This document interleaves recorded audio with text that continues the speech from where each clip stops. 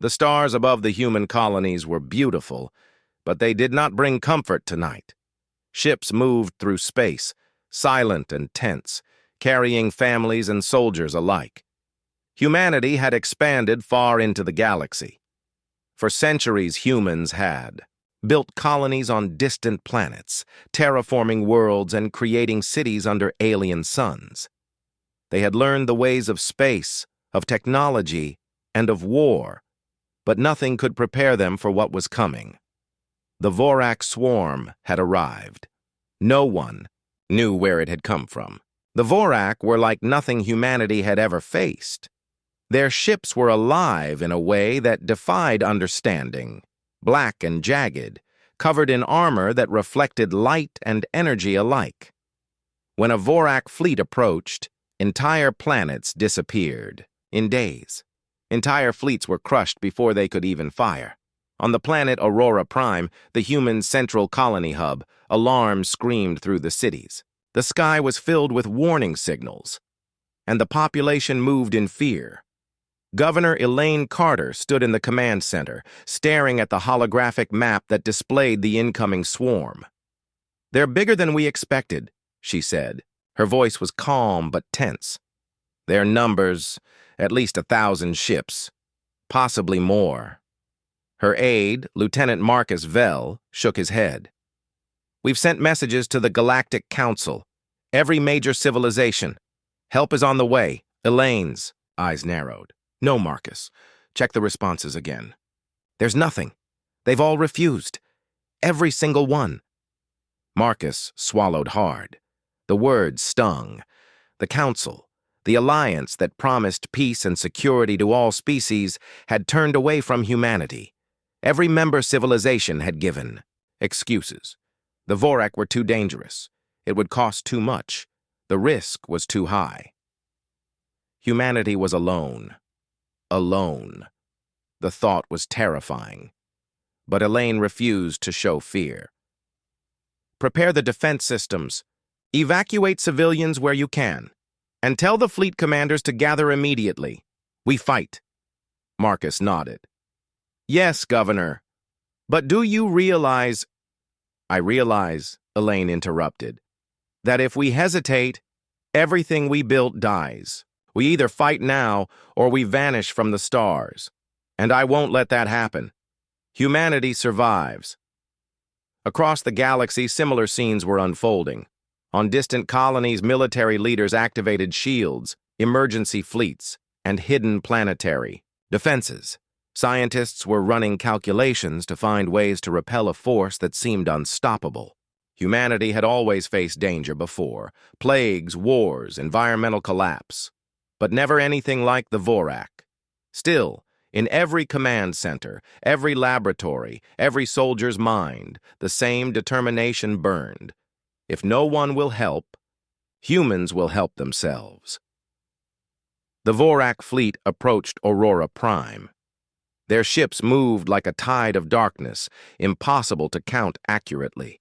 They released pulses of energy into space, scanning, probing, testing humanity's defenses.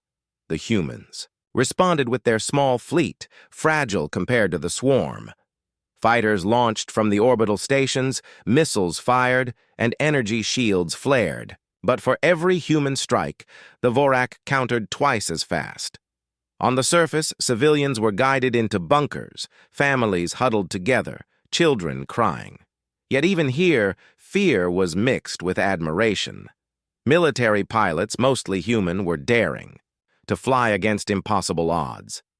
Ships smaller than Vorak vessels struck quickly, weaving between enemy fire, performing maneuvers no other species could anticipate. Captain Jiro Kane led one squadron. He had been trained for dangerous missions, but nothing like this. His voice echoed in the headset. "All wings, follow my lead. Hit their flanks. Don't stop, don't hesitate. Humanity doesn't give up." The Vorak reacted, their ships, dark hulls, shining with deadly energy.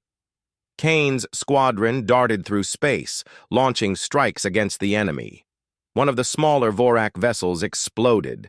Another fired back, taking out one of Kane's fighters.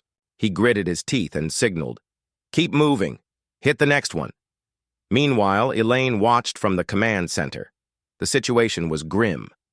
They'll destroy the fleet before nightfall, Marcus warned. Elaine shook her head. No, they might destroy some of it, but humans adapt. Humans survive. We'll find a way. Her words were not just hope. They were a promise. Humanity had survived countless disasters on Earth, on Mars, and on every colony they had built. Humans adapted, humans learned, and humans fought with courage other civilizations could not understand. Yet the galaxy saw humanity as weak. The Council had refused help because they assumed humans could not withstand the Vorak. That mistake would cost them. Deep in a hidden lab on Aurora Prime, Dr. Sophia Lee worked frantically. She oversaw the development of a new kind of ship, a new kind of weapon, something that might stand a chance against the Vorak. It was not complete, not ready for battle, but desperate times demanded desperate measures. This could work, she muttered, reviewing schematics. If we combine the energy cores with the plasma blades, we might cut through their armor, maybe even destroy their command ships. Her assistant, Riko Tanaka, looked worried. But it's risky. We don't have time to test it fully. Sophia nodded. I know. But we don't have a choice. Humanity doesn't wait for perfect conditions. We fight with what we have. The first wave of Vorak ships breached Aurora Prime's orbital shield. The humans' small fleet engaged in a fierce battle, but losses were heavy. Explosions lit up space as ships collided and disintegrated. Civilians watched in fear from below, but also in awe. Humans had no giant alien armies, no magical weapons, no mysterious powers. They had skill, strategy, and bravery, and they used it well. Captain Kane's squadron executed a daring maneuver. They drew a Vorak group into a trap, luring them close to a human mining station rigged with explosives. The station detonated, destroying several Vorak ships. Kane smiled briefly. That's one for humanity, but the swarm kept coming. Every victory was hard won, and the losses were devastating. Elaine clenched her fists. She knew that this was only the beginning. The galaxy had abandoned humanity, but that would not stop them. In the council chambers of distant stars, alien leaders whispered among themselves. Humans. They might last longer than we thought, one said. But can they survive the swarm? They did not understand humans. Humans did not give up. Humans did not rely solely on numbers, technology, or sheer size. They relied on heart, courage, and unity. That was why humans survived where others might have failed. As night fell on Aurora Prime, the sky was filled with fire and smoke. The Vorak fleet hovered, waiting for the humans to collapse. But humanity's leaders, scientists, and soldiers were already planning their next move. Elaine addressed her officers. We may be alone. The galaxy may have turned its back on us, but humanity has never surrendered. We will fight, we will adapt, and we will survive. We will forge our own swords to cut through this darkness. Tonight, we hold. Tomorrow, we strike back. In hidden labs, the first blueprints of the Sword-class warships began to take shape. Powerful energy blades capable of slicing through Vorak armor were designed. Scientists worked day and night, soldiers trained relentlessly, and hope began to grow where fear once ruled. Even as Vorak ships moved closer, humans were not afraid. They had lost much, but they had each other. And when all others turned away, humanity refused to look the same way.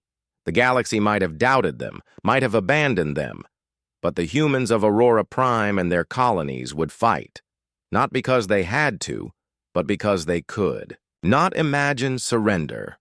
And somewhere, deep in space, the first whispers of the Vorak noticed something strange. This species, the humans, was unlike any they had faced.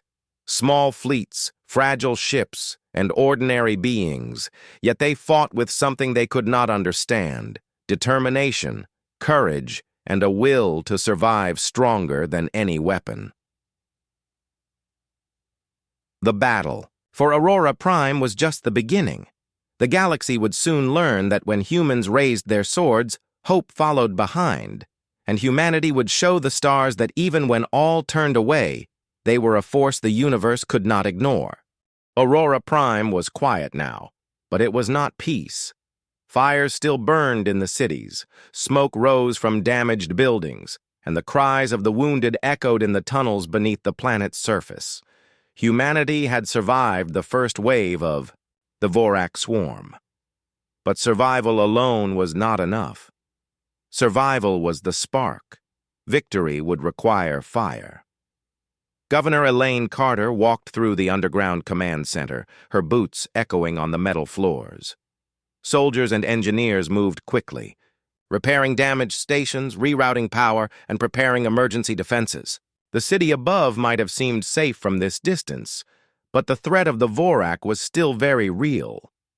"Governor," Lieutenant Marcus Vell said, approaching her, "we've begun assembling the prototype Sword-class ships. Dr. Lee says the first batch will be ready within days." Elaine nodded. "Good. We need every advantage we can get. How many ships are we talking about?" 10 in the first wave, but they'll be fully equipped, faster than anything in the galaxy, and their weapons can pierce Vorak armor." Elaine allowed herself a small smile. "Then humanity has hope. That's all we need to start." Deep within the research complex, Dr. Sophia Lee worked tirelessly. Her lab was filled with holographic schematics, energy cores, plasma conduits, and miniature models of the Sword-class ships. Every detail mattered: the balance of energy, the sharpness of the blades, the speed of the engines. Her assistant, Riko Tanaka, carried a tray of energy crystals. "Dr. Lee, the cores are ready, but we still need more testing. We don't know how the Vorak armor will react to the plasma blades in real combat." Sophia shook her head. "We don't have the luxury of time, Riko. We test and adapt as we fight. That's what humans do best." Riko hesitated. "It feels risky. Too risky." Sophia looked at him with steady eyes. "Risk is the only path left. If we wait for perfect conditions, we die. If we fight with courage, we might survive. And if we survive, we win." Elsewhere, Captain Jiro Kane and his squadron trained in a zero-gravity simulator. The Vorak were relentless, but so were the humans. Kane's squadron moved with precision, weaving through obstacles, firing weapons, and practicing evasive maneuvers. Every movement was designed to exploit the enemy's weaknesses. "Again," Kane said, voice firm, "we push harder, faster, smarter. Remember, humans fight differently. They don't just rely on brute force. They think, adapt, and take risks. That's why we survive." The pilots nodded. They were young, untested in actual Vorak combat, but their determination burned brighter than any fear. Humanity did not fight because they were fearless. They fought because they refused to fail. The Sword-class ships were not just tools of war. They were symbols of human ingenuity. Each ship was small but deadly, equipped with a massive energy blade that could cut through Vorak armor like a knife through paper. The hulls were reinforced, engines optimized for speed, and weapon systems designed for both offense and defense. But what made them truly dangerous was the human mind behind them. Tactics, intuition, and courage gave the ships life beyond their technology. In the factories of Aurora Prime, thousands of workers labored day and night.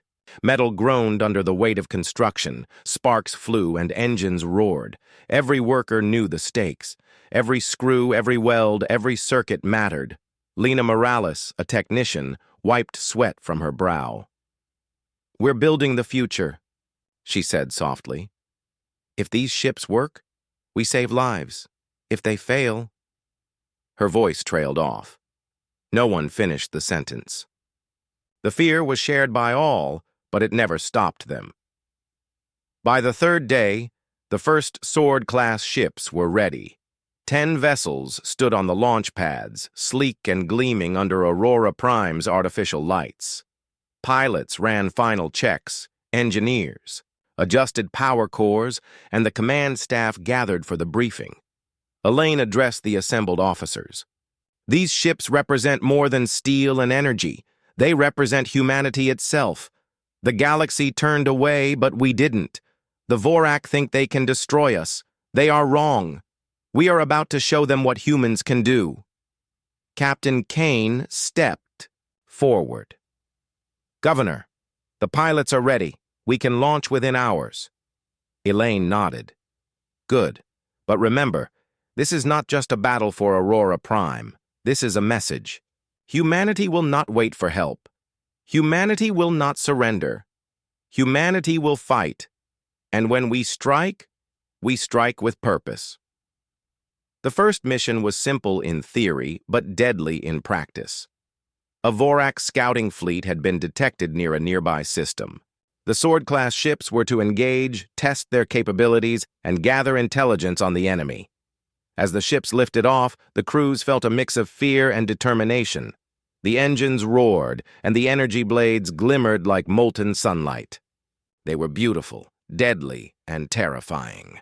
Humanity's first real weapon against the Vorak was finally alive. Captain Kane's squadron led the way. All wings, Formation Alpha, keep tight, watch each other's backs, and remember, humans, do the impossible.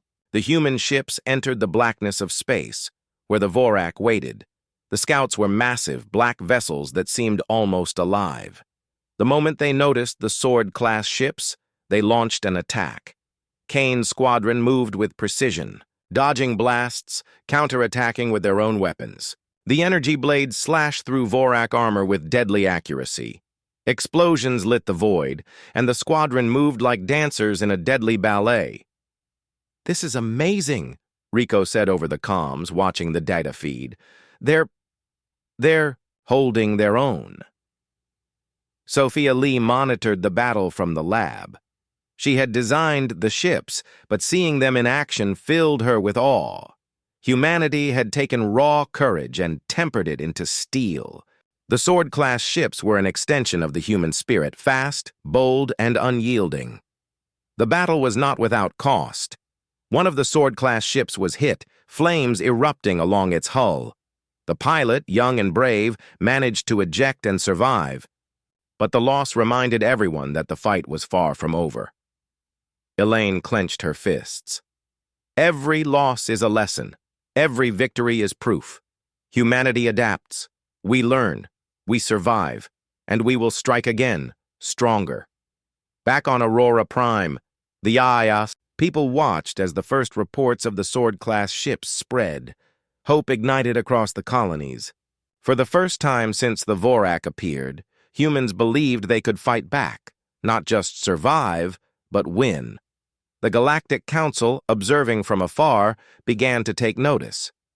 "Humans," one alien delegate whispered. "They might actually fight back. They adapt. They endure. How is this possible? Humanity had no magical technology, no superior numbers, no strange powers. They had steel, fire, energy, and courage. And above all, they had willpower.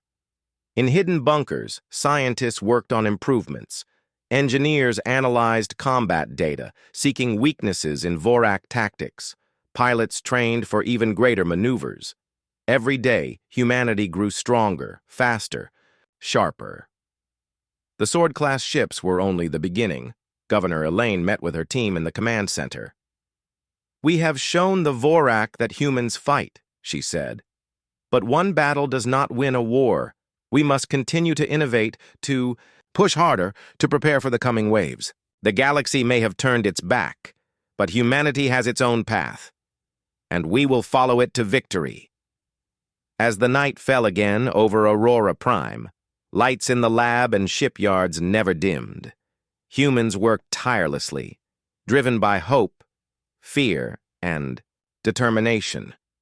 Each spark of energy, each piece of welded metal was a promise. Humanity would not bow. Humanity would not yield. Humanity would fight. The void of space was quiet, but it was a deadly kind of quiet. Stars twinkled far away, indifferent to the battle about to erupt in the darkness. Captain Jiro Kane stared out of his cockpit at the Vorak fleet, his hands gripping the controls. His squadron of sword-class ships moved in tight formation, sleek blades of energy cutting through the blackness like fire. "Stay sharp," Kane said, voice steady but firm over the comms. "Remember your training. Watch your wingmen. And most of all, fight like humans." The first wave of Vorak ships approached. Black and jagged, they glimmered with an unnatural light, their movements precise and alien. There were dozens, more than Kane had ever seen in one place, and each was larger than a human destroyer. Lieutenant Sarah Malin, piloting the Vanguard, whispered, "They're huge, too huge. How can we even fight these things?" Kane's eyes narrowed. "We don't fight like others. That's the point. Trust your instincts. Trust each other. Humans survive where others fail because we don't just follow rules. We make our own." The Vorak fired first. Energy blasts streaked across space, ripping through the void and striking one of Kane's squadron members.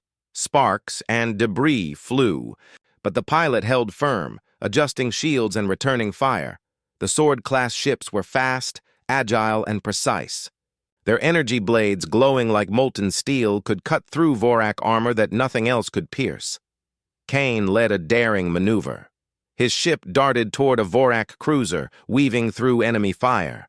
The energy blade extended, humming with power, and struck the Vorak hull. Sparks exploded as the armor ripped open, revealing the glowing interior. Kane twisted the controls, slashing again, and the cruiser erupted in a brilliant flash. "Direct hit!" his wingman shouted. "You actually did it!" Kane gritted his teeth. "We did it. Keep moving. The fight isn't over." Back on Aurora Prime, the command center monitored the battle. Governor Elaine Carter watched the holographic screens, her heart pounding. The first test of humanity's new weapons was underway, and the outcome would define the next phase of the war. "Reports are coming in fast," Lieutenant Marcus Vell said. "So far, the sword-class ships are performing beyond expectations. They're taking down Vorak vessels with tactics no one thought possible." Elaine clenched her fists. "Good. But we need more than one victory. The Vorak will adapt. Humanity must stay ahead." In the chaos of battle, Kane's squadron used every tactic they had trained for. They feinted, split, and regrouped, striking where the Vorak least expected. Every ship was a blur of motion, and every pilot relied not only on technology, but on human instinct. Lieutenant Malin maneuvered through a tight cluster of Vorak ships. Her ship shuddered as blasts tore past, but she slashed her blade into a Vorak destroyer, cutting it in half. "Got one!" she shouted. The exhilaration of victory mixed with fear, but she pushed it aside. There was no time to feel safe. The Vorak adapted quickly, sending smaller swarms to flank the human squadron. Kane adjusted immediately, anticipating the move. "Split formation! Draw them in! Focus fire!" The squadron responded instantly, a dance of energy and steel that no alien could have predicted. Meanwhile, engineers on Aurora Prime monitored every movement, feeding live tactical data to the pilots. Dr. Sophia Lee watched the energy output of the sword-class blades, calculating adjustments to maximize their power. Riko Tanaka called out, "Their armor is stronger on the lower hulls. Focus attacks above." Kane received the information mid-battle. He pivoted his ship, leading a series of precise strikes that disabled a Vorak frigate. "They learn fast," he muttered, "but we learn faster." Despite the victories, the cost was high. One of Kane's squadron members was struck directly and shredded in an instant. Kane's stomach churned. Losses were inevitable, but they reminded him why humans fought. Survival was never free. Above Aurora Prime, civilians watched the sky.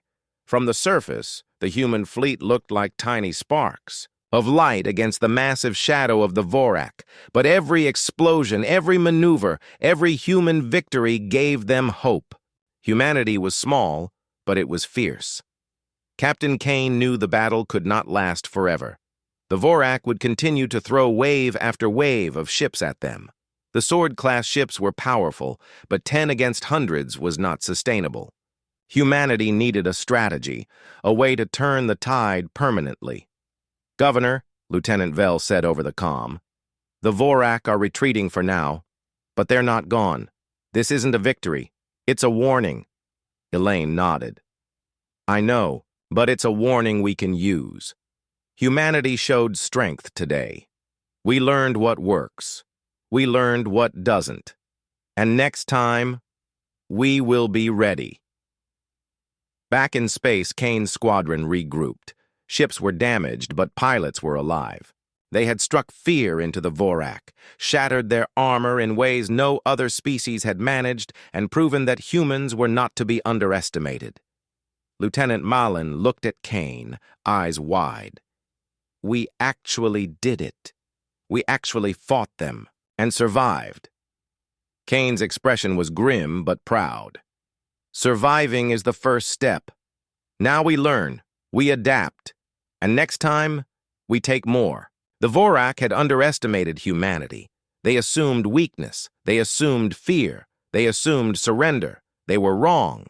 Humans fought with courage other species could not understand. They fought not only for survival, but for hope, for family, for the right to exist.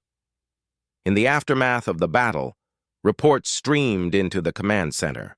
Every Vorak ship destroyed, every human pilot who survived, every civilian who had held hope. These were victories of spirit as much as of technology. Doctor.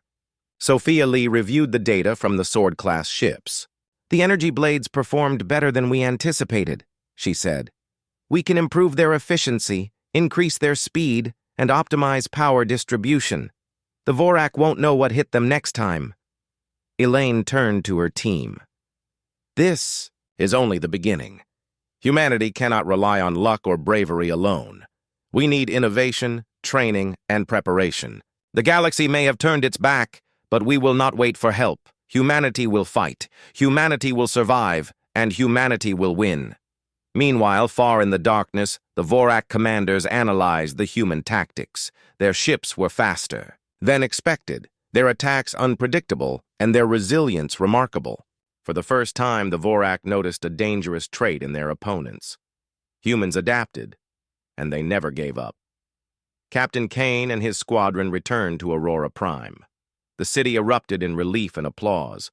Civilians cheered, soldiers saluted, and the pilots stood tired but proud. They had faced the impossible and lived. They had turned fear into strength. Governor Elaine addressed the gathered crowd, her voice steady and commanding. "Today, humanity fought when no one else would. We faced the Vorak and survived. But this is only the beginning. The galaxy may doubt us, the enemy may underestimate us, but humanity has one power no other species possesses, the courage to rise when all turn away." The Sword-class ships were repaired, upgraded, and prepared for the next battle. Engineers worked tirelessly, improving their blades, engines, and shields. Pilots trained harder than ever, learning from their first encounter. Humanity would strike, again, stronger, faster, and smarter. And somewhere beyond the stars, the Vorak swarmed in frustration. They had faced humans, underestimated them, and paid the price. Yet they would not forget. They would return, stronger and more relentless. But humans had already learned something important. Fear could be turned into courage, despair into hope, and technology into art in the hands of a determined species. The first clash was over, but the war had just begun. Humanity had proven its spirit, its courage, and its ingenuity. They had shown the galaxy what humans were capable of: cleverness, bravery, and an unbreakable will. Captain Kane looked up at the stars, thinking of the battles to come. "This is just the start," he whispered. "We fight, we survive, and we win. That's what it means to be human." The galaxy had turned away. The Vorak had come with fire and darkness. But humanity's swords had cut through the void, bringing the first glimmers of hope. And for the first time, the stars were watching, in awe, fear, and respect. The galaxy had always been crowded with voices. Civilizations from hundreds of star systems argued, traded, and competed, each believing their power and wisdom made them unshakable. But none had expected to witness something truly extraordinary: humanity. On Aurora Prime, life slowly returned to a fragile normal.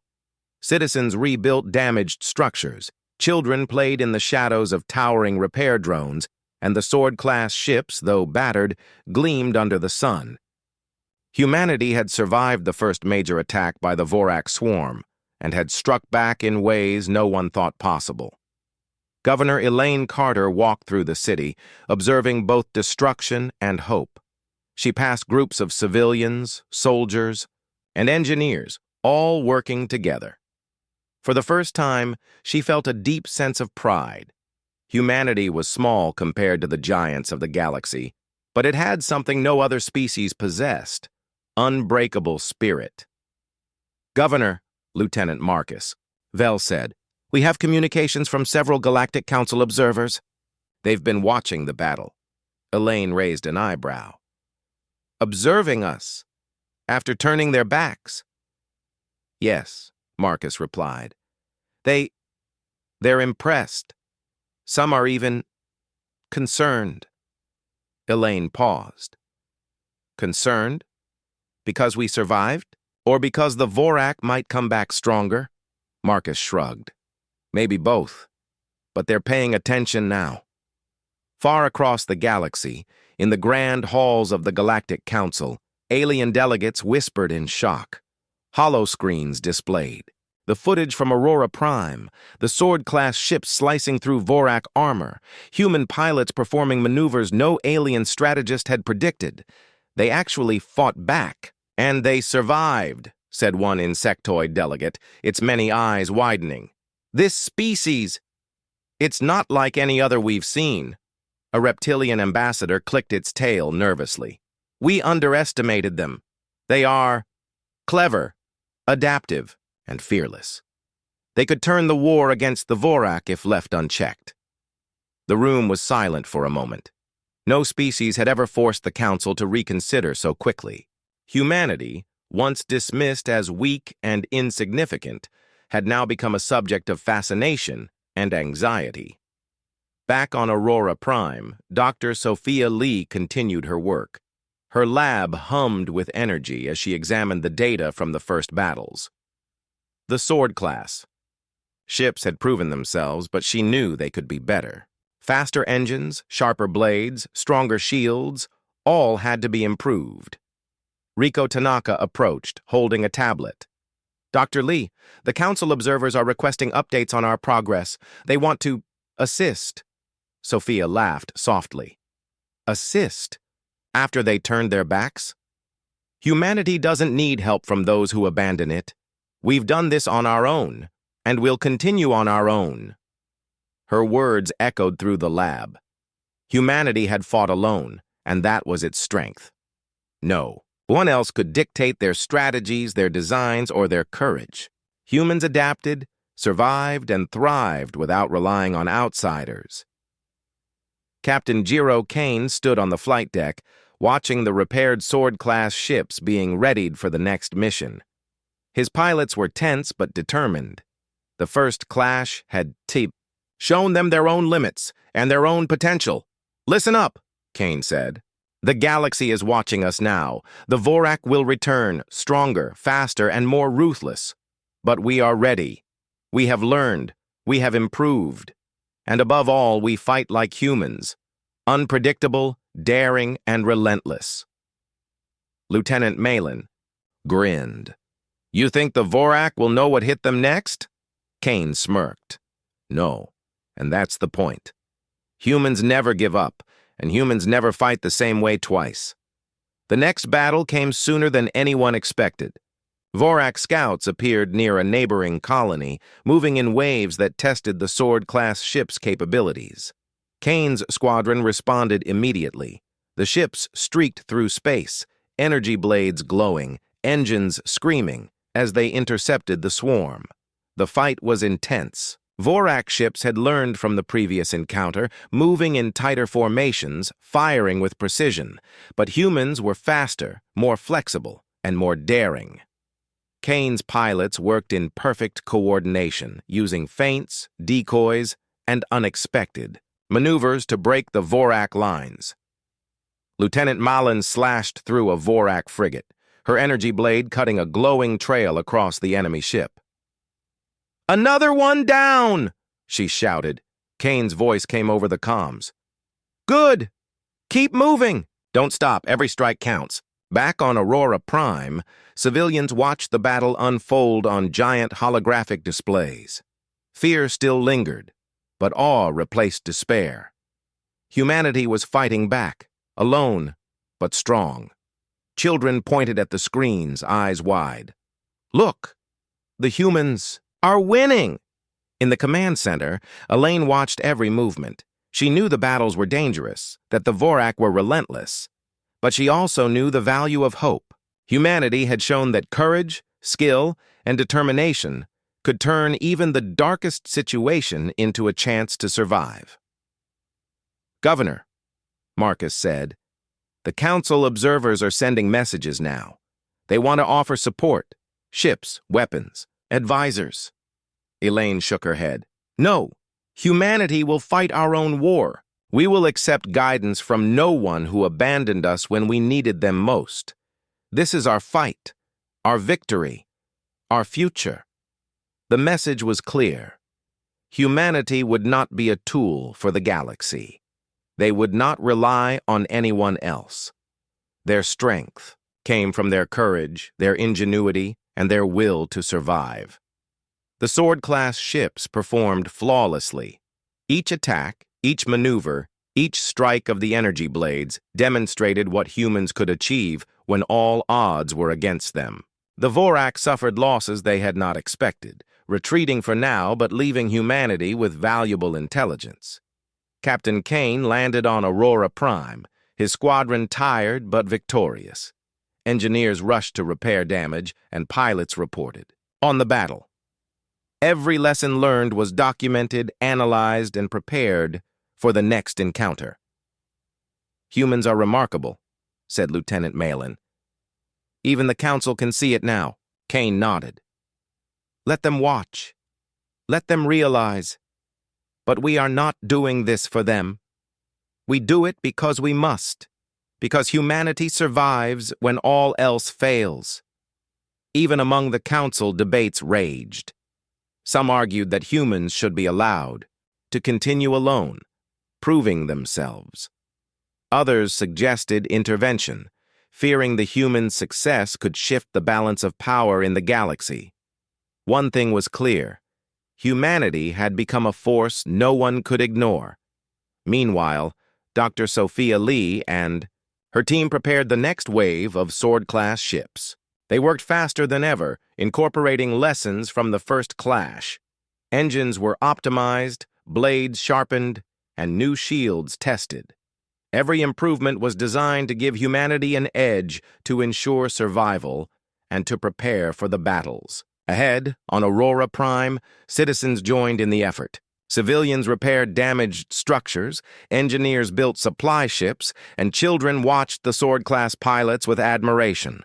Hope had returned, stronger than fear. Humanity had learned that courage was contagious, that even in the darkest hour, survival inspired others to fight and believe. The galaxy was watching, but humanity did not fight for the eyes of the Council. They fought for themselves, for their colonies, and for every life at risk from the Vorak. And in that fight, they discovered something extraordinary. Humans were not just survivors. They were pioneers, innovators, and warriors unmatched in creativity and courage. Governor Elaine addressed her officers and engineers one evening. "The galaxy doubted us. The Vorak thought us weak, but we are none of these things. We adapt, we learn, we fight, and we survive.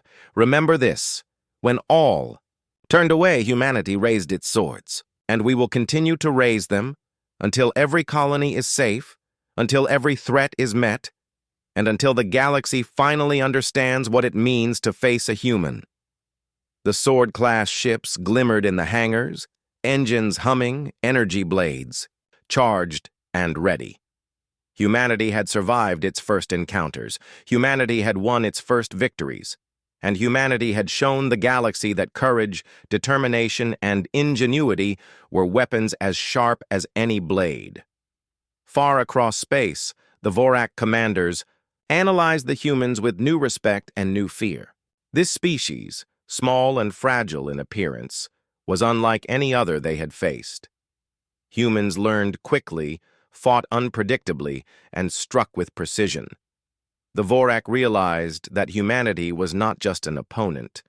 They were a threat, one that could not be ignored.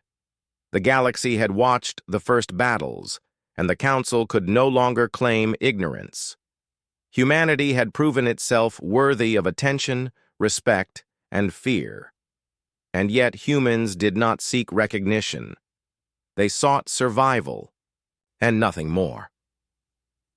Captain Kane gazed out at the stars one night, thinking of the battles to come. "We've shown them what humans can do," he said quietly to his squadron. "But this is only the beginning. We fight harder, we learn faster, and we adapt smarter. That's what it means to be human." And somewhere in the darkness, the Vorak swarmed once more, planning their next strike. They had underestimated humans once, and they would not make that mistake again. But humanity had already proven that no force, no matter how large or terrifying, could break the spirit of a people determined to survive. The galaxy was watching. The Vorak were waiting. And humanity stood ready, swords raised, hope blazing, and courage unshakable. The Vorak had returned. Their swarm moved through space like a dark tide, massive and merciless. Every ship was jagged, alive with strange energy, and every commander believed victory was certain. They had underestimated humans once, and would pay the price for that mistake again. On Aurora Prime, the sword-class ships were ready. The hangars buzzed with energy as pilots ran final checks and engineers calibrated every system. Captain Jiro Kane walked among them, his steps steady, eyes sharp. This was more than a battle. This was humanity's moment. The galaxy had turned its back. The Vorak had come to destroy them, and the humans would show what they could do. "Listen carefully," Kane said to the assembled pilots. "Today we fight for survival. We fight for our families, for our colonies, and for every life the galaxy ignored. The Vorak think they are unstoppable. They think we are weak. They are wrong. Humans fight smarter, faster, and braver than anyone else. We survive when all others fail. And today, we strike back." Lieutenant Sarah Malin gripped the controls of her sword-class ship, her jaw set. "We've learned from the last battles," she said quietly. "We know their tactics, their weaknesses. This time we finish it." Kane nodded. "We adapt, we fight, and we survive.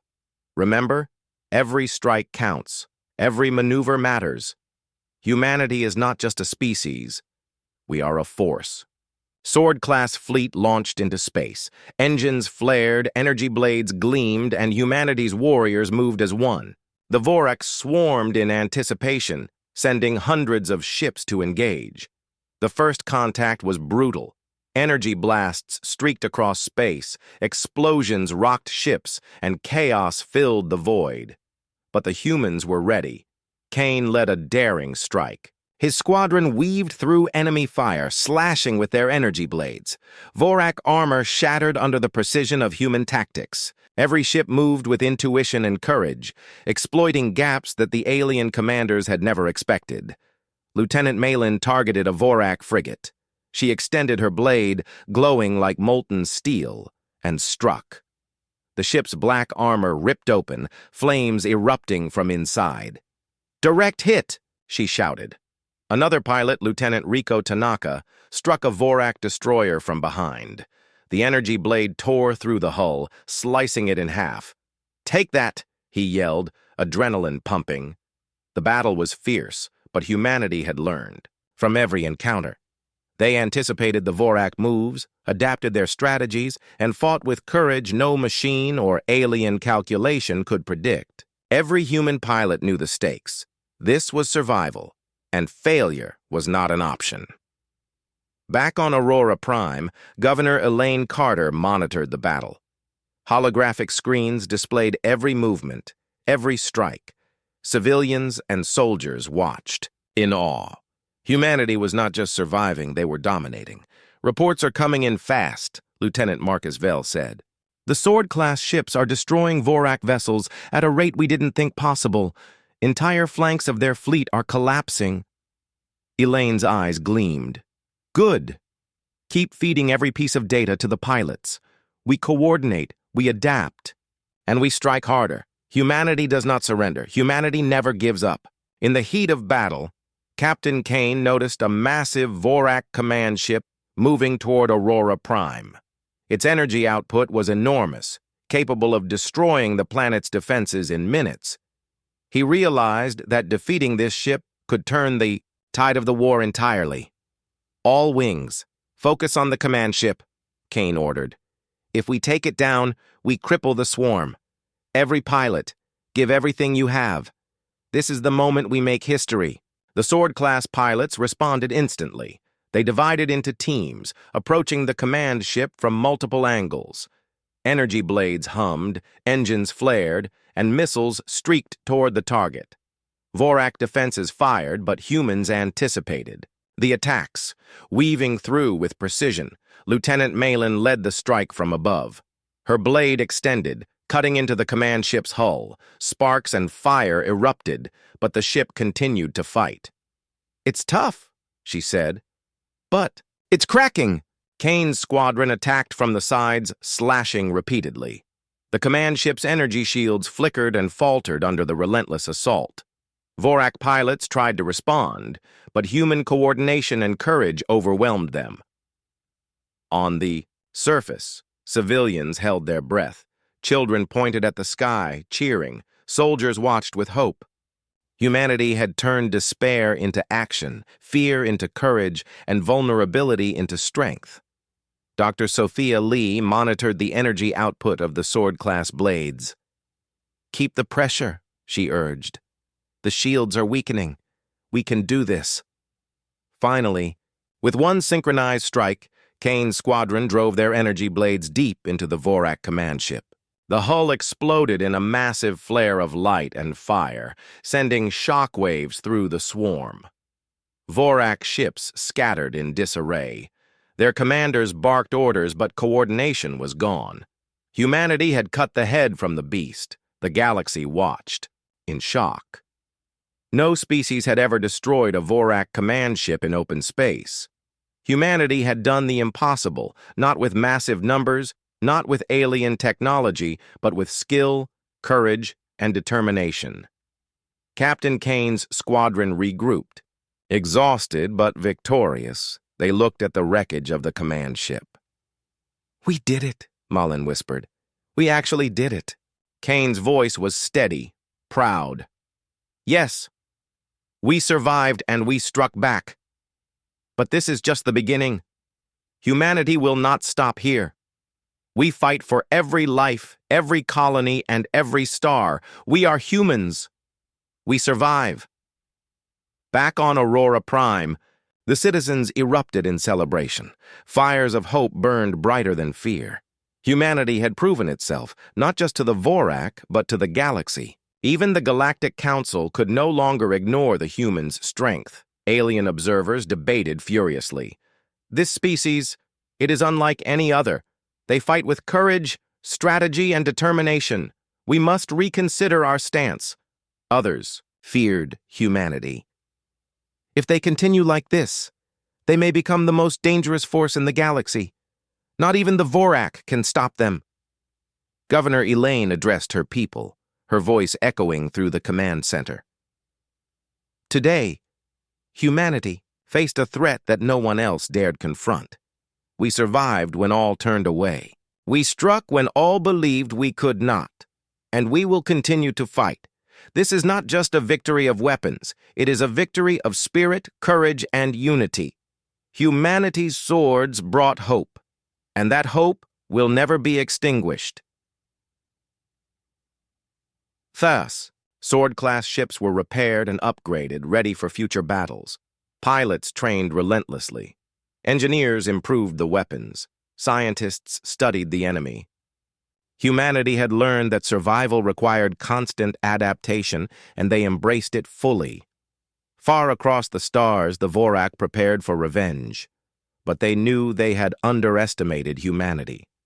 They realized that humans were unpredictable, fearless, and capable of striking with precision and courage no other species could match. Captain Kane and his squadron looked up at the stars. The galaxy thought we were weak. The Vorak thought we were easy prey. They were wrong, Kane said. Humans survive, humans fight, and humans will continue to rise no matter the odds.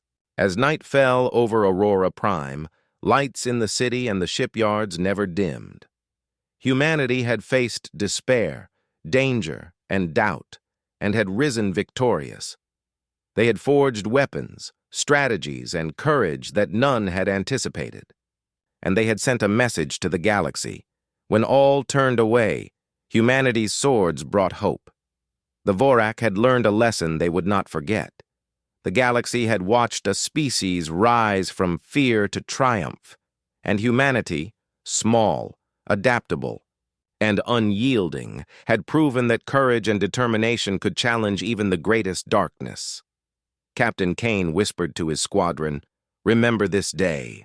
Remember what we can do. Humanity survives, humanity fights, and humanity never gives up. That is our legacy. That is our future." And across the galaxy, stars shimmered as if in silent applause. Humanity had endured. Humanity had triumphed. And the legend of the sword-class ships and the brave humans who wielded them was only beginning.